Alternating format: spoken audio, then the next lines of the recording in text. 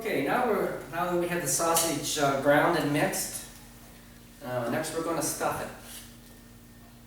it. And most grinder or stuffers you buy on the market today have about 3 different size tubes. One like for summer sausage, and this is maybe for your bratwurst and your hog casings.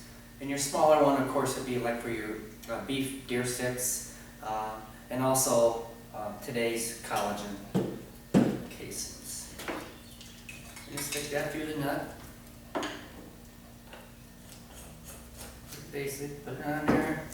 Put your stuffer in there. What I like to do is kind of just,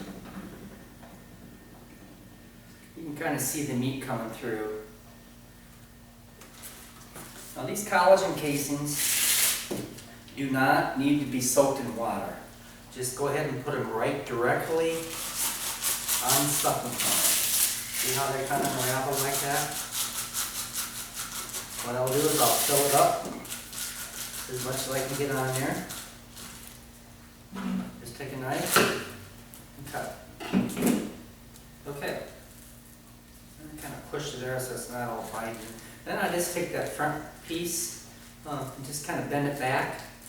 Some guys will take a string and tie it. You sure can do that also. Okay. Now we're going to stuff. Just kind of have your index finger and your thumb. You want it tight, but you don't want it so tight that it's going to rip that casing.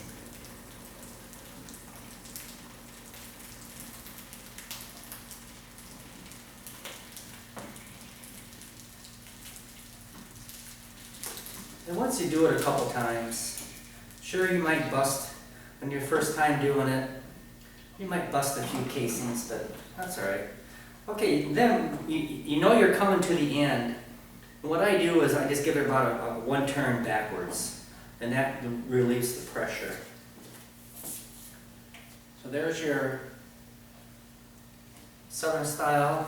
I'll show you how I link these here in a little bit. Gotta add more casing. Now, of course, these stuffers do come in bigger sizes. If you're a sausage guy that makes a lot, they have a 15-pounder that is really, really a hot item. And they also make 20 and 25s too.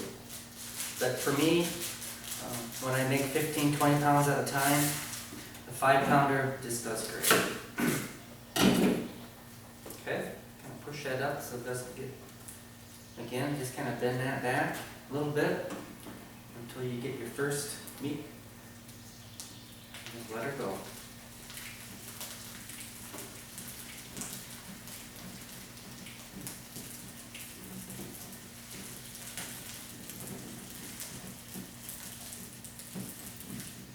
Looks like my table's coming loose here. We're almost to the end. Okay, we're kind of getting down towards the end here. Now, one thing you really want to be careful of is,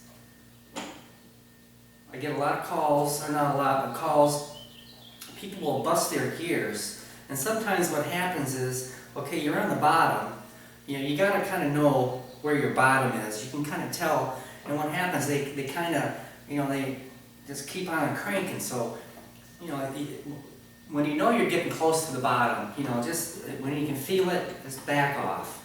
Because them gears are very, very strong, but you get a big strong man cranking on that sometimes, and that's not good either. Okay, now what we're going to do is we're going to link these. And the easiest way to do it is kind of get your whatever size link you want. Then just kind of twist it, take a knife and cut it. See? See how easy that is? You don't need no fancy machine or anything like that. Some guys like them long, some like them short. Sometimes their ends might come up open a little bit, but that's not going to hurt anything because by the time you cook it, that meat, then I just kind of put them in a pile here. Sometimes it takes a little time to do this. Good job for the boy or the girl or the wife maybe, and keep on doing other stuff. It's very, sometimes when I get down to the end, yeah, these two might be a little bit longer. So what? That's why they call it. Okay, so what we're going to do is go ahead and just link all these down, and they'll be ready for either cooking or wrapping.